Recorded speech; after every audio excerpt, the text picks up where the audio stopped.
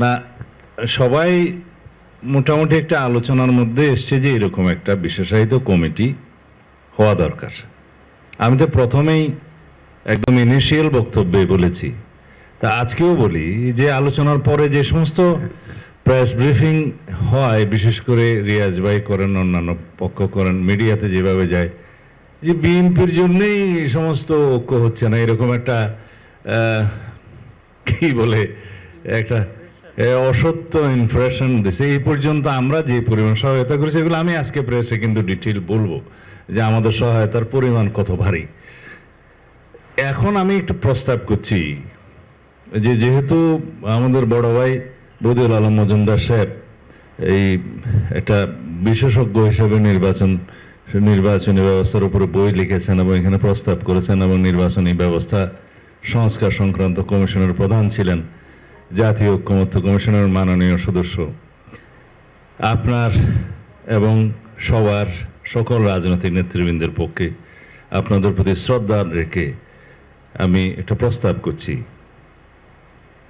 যেহেতু আপনারা কনস্টিটিউশনে একটা প্রভিশন রাখতে চান এই বিষয়ে, সেটা কনস্টিটিউশনের ভাষায় একটা বলব, কিন্তু কনস্টিটিউশনের সেই প্রভিশনটার অনুকূলেই তো আইন প্রণয়ন হয়, আইনটাতে বিস্তারিত থাকে, যেটা প্রফেসর আলী রিয়াজ সাহেব পরে বললেন যে এখানে নির্বাচন কমিশনের এখতিয়ারটা সেকশন 7-এ এই অর্ডিন্যান্সে নির্ধারণ করে দেওয়া হয়েছে। এই জন্যই বলি যে প্র্যাকটিক্যাল এক্সপিরিয়েন্সে দেখা গেছে যদি ইলেকশন কমিশনের হাতে কনস্টিটিউশনালি যে বিধানটা হয়েছে সেটার অনুকূলে আইনে এই ক্ষমতাটা না দেওয়া হয়, ইনডেফিনিট পিরিয়ড অফ টাইম সেটা আদালতে চলতে থাকবে এবং ইলেকশন ঝুলে যায়। এটা হচ্ছে এক্সপেরিয়েন্স। তো সেই জন্য এখন কঠিন থেকে কঠিনতর প্রভিশন করতে চান আপনারা, আমরা স্বাগতম জানাই। এখন যে বিধানটা আপনারা করতে পারেন এবার সাম আপ করি। আর্টিকেল 119-এর দফা 1-এর গ-এর পরে এবং শব্দের পরে একটা লাইন সংযোজন করে আমরা জাতিকে সন্তুষ্ট এইভাবে করতে পারি, কমিশনকে সহায়তার জন্য প্রতি আদমশুমারির পরে, যেহেতু এখনো আমরা অফিসিয়ালি আদমশুমারি বলি আর কি, সাময়িক সময়ের জন্য উইদিন ব্র্যাকেট যাহা আইনের দ্বারা নির্ধারিত হইবে একটি বিশেষায়িত কমিটি গঠিত হইবে। এটার অনুবলে বর্তমানে যে আইনটা আছে ডিলিমিটেশন অফ কনস্টিটিউয়েন্সিস অর্ডিন্যান্স 1976-এর সেকশন 8-এর সাবসেকশন 3-এর পরে একটা বিধান সংযুক্ত করা যেতে পারে এবং সেখানে বিশেষায়িত কমিটির রূপ কি হবে, কারা থাকবে সেটা ডিটেইল করতে পারবেন, সময়টাও ডিটেইল করা যাবে। এটা হচ্ছে একটা আইনের ক্ষেত্রে বিধান এবং কনস্টিটিউশনের ক্ষেত্রে বিধান। আর যদি আগামী ত্রয়োদশ জাতীয় সংসদ নির্বাচনের কথা বলেন, এই জন্য আইনে পরিবর্তন আনার আর দরকার নাই 1 মাস 1.5 মাসের জন্য।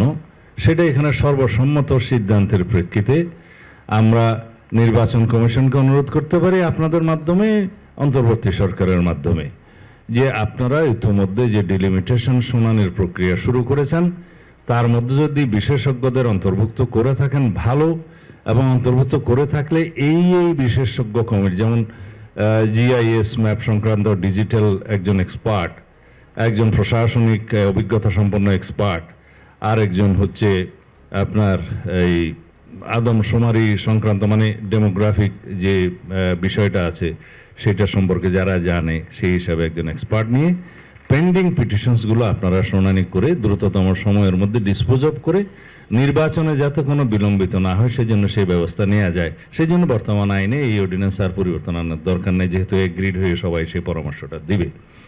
যেটা পার্মানেন্ট নেচারের পার্মানেন্ট নেচারের না, মানে দীর্ঘমেয়াদী যে আইনটা হবে সেই আইনে কনস্টিটিউশনে আমার যে পরামর্শ সেটা আমরা গ্রহণ করতে পারি, তাহলে সবচেয়ে খুশি হবে বোধহয় বদি ভাই। এবং সেই শব্দটা এখানে ওনার সাথে একটু ডিফারেন্স হচ্ছে যে কমিশন হবে না, কমিটি হবে, এবং সেটা নির্বাচন কমিশনকে সহায়তা হবে, আলাদা কোনো বডি হবে না। এখানে সময়টা আইনের মধ্যে যে নির্ধারিত হবে। এই বিষয়ে যদি আমরা একমত হতে পারি, আমার মনে হয় আমরা একটা কনক্লুশনে আসতে পারবো, সেটা আপনাদের বিবেচনার জন্য। অনেক অনেক ধন্যবাদ আমাকে আবার ফ্লোর দেওয়ার জন্য।